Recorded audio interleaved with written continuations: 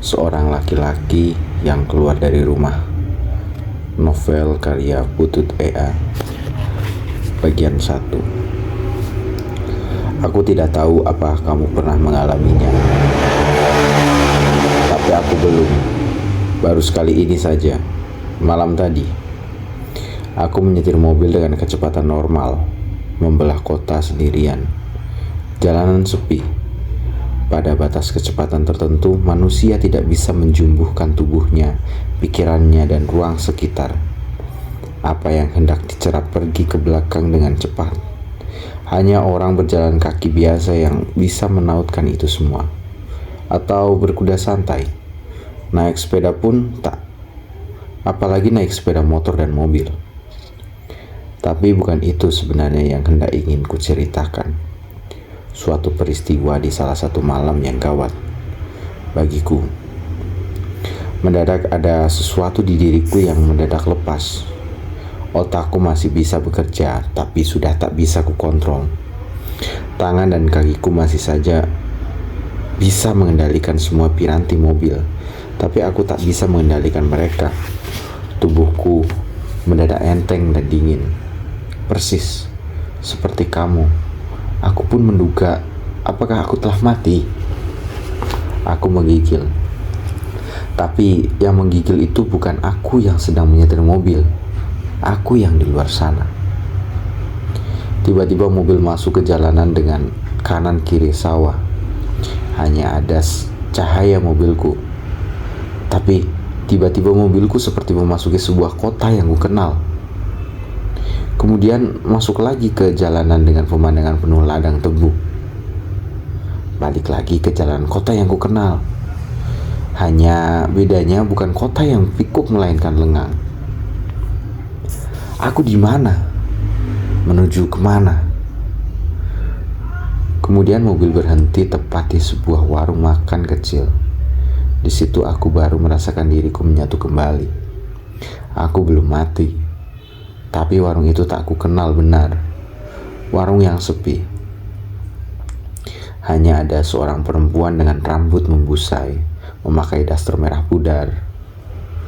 Aku duduk di meja warung yang tak jelas benar warnanya, apakah hitam atau coklat. Sementara ada laki-laki lain yang kuduga suami perempuan itu, yang sedang menonton televisi kecil hitam putih. Masih ada televisi tak berwarna rupanya, batinku. Hingga semangkuk mie instan diletakkan di mejaku. Hanya dalam hitungan detik. Rasanya mie itu tandas tanpa aku pernah bisa merasakannya. Tak ada sisa usai makan di mulutku. Tak ada rasa kenyang di perutku. Lalu aku pergi sambil memberikan uang 20.000 kepada perempuan yang mungkin usianya sebaya dengan usia ibuku itu. Kembali aku berkendara, dan kemudian lagi-lagi, aku seperti menjadi dua. Ada aku lain yang bisa mengamati aku yang sedang berkendara, dan tak bisa mengontrol apa-apa. Rasa takut tiba-tiba menyerangku. Kembali aku yang di luar merasa menggigil. Tapi untungnya tak lama, aku telah sampai di depan rumahku. Kembali kedua, aku bertaut. Linglung. Aku linglung. Cepat aku buka pintu. Aku ingin memeluk istriku. Aku ingin diselimuti. Aku ingin dipeluk sampai tertidur oleh istriku. Tapi aku baru ingat kalau istriku sedang berada di luar kota bersama anak laki-lakiku. Lalu aku membanting tubuhku ke kasur. Apa yang terjadi kepadaku? Mencoba aku mengingat sesuatu. Ada apa denganku? Beberapa hal sempat berloncatan di kepalaku. Belum sempat semua reda, tiba-tiba pikiranku tak bisa dikontrol. Ia melesat sendiri. Aku teringat mati. Mendadak aku duduk di depan sebuah meja makan bundar bersama beberapa orang yang ku kenal. Sialnya, tak kuingat nama mereka. Dan mereka berbincang dengan santai tentang kematian. Sementara aku mendengarkan mereka dengan ketakutan. Mulut mereka berkecipak, sekali terdengar suara ngakak, aku makin takut. Tiba-tiba kerongkonganku kering. Tiba-tiba pula aku merasa haus. Tiba-tiba pula aku merasa bingung. Apakah aku sedang tidur di dalam sebuah kamar atau aku sedang makan bersama orang-orang yang sedang membincangkan kematian? Aku ingin bangkit dari tempat tidur, mengambil gelas air minum di meja makan.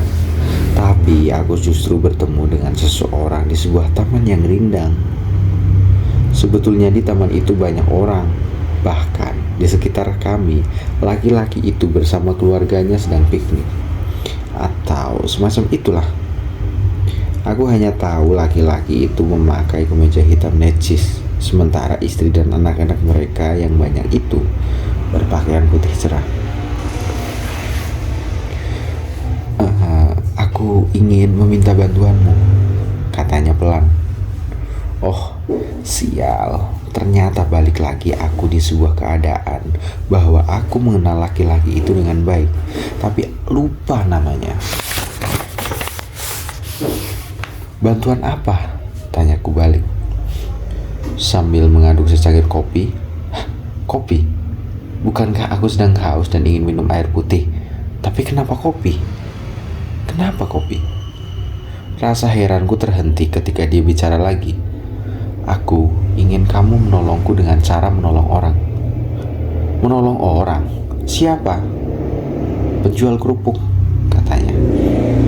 Penjual kerupuk di mana? Tanyaku lagi. Kamu tahu di mana? Jawabnya lagi. Dan tiba-tiba aku berlari menuju jalan raya. Tanpa sempat pamitan kepada laki-laki itu bersama istri dan anak-anaknya, aku mencegat mobil sedan putih yang sedang melaju. Aku bilang kepada para penumpang yang ada di mobil itu bahwa aku harus menolong seseorang penjual kerupuk di depan sebuah mall. Mobil itu melaju. Baru aku sadar ada 5 orang di dalamnya, termasuk aku. Semua laki-laki. Semua merasa ku kenal, tapi sial sekali hidupku kali ini. Aku benar-benar tidak bisa mengingat nama mereka. Apa yang paling kamu takutkan di hidupmu? Tanya laki-laki yang sedang menyetir. Dia melihatku dari spion, persis seperti adegan di film-film. Rusaknya ingatanku, jawabku mantap. Rusaknya otakku. Aku mencoba memperbaiki dengan nada yang tetap mantap. Tapi kemudian aku teringat bahwa sekian menit atau jam yang lalu aku masihlah orang yang menggigil takut akan kematian. Jadi yang benar yang mana? Mobil berhenti, aku menghambur keluar mencari tukang kerupuk. Orang yang kucari ketemu. Dia tersenyum sambil berseru, "Aku tahu kamu akan datang." Kami bicara. Aku memberikan tasku kepadanya. Tas? Sejak kapan tas itu bersamaku? Apa isinya? Tapi aku tak sempat meneruskan beberapa pertanyaan yang tiba-tiba mencelat di kepalaku. Aku harus memberikan tas yang bangsat betul. Aku tak tahu sejak kapan membawanya, apalagi tahu isinya. Lalu aku diberi kerupuk 10 plastik. Segera aku menyambar dan masuk lagi ke dalam mobil sedan putih itu. Aku bagi-bagikan ke mereka kerupuk-kerupuk itu dan mereka girang sekali. Sialan. Kenapa ada segerombolan laki-laki berlente di dalam sebuah sedan putih mewah dan mereka kegirangan hanya karena mendapat kerupuk? Mobil melaju. Hei, kamu tahu apa yang sedang terjadi kepadamu? Tanya laki-laki di sebelah supir sambil melepas kacamatanya dan memandangku dari spion. Persis seperti adegan dalam beberapa film. Aku tidak tahu maksud pertanyaannya. Aku lelah menafsir dan bertanya. Aku sadar akan segera berganti cerita. Beberapa orang akan mengalami ini 2 tahun menjelang umur 40 tahun, ucapnya sambil menggigit kerupuk hingga keruak besar. Persis usai itu, napasku seperti ringan. Ringan sekali, aku seperti mendengar suara napasku sendiri yang lembut dan panjang. Lembut, panjang, dan ringan. Lalu aku seperti terbang. Kemudian merasa ada sesuatu yang kokoh meletakkan diriku kembali di kamar. Tepat saat itu azan subuh bergema. Aku tidak bermimpi, tapi aku tidak yakin semua itu benar-benar terjadi. Seorang laki-laki yang keluar dari rumah, Butut EA, bagian 1.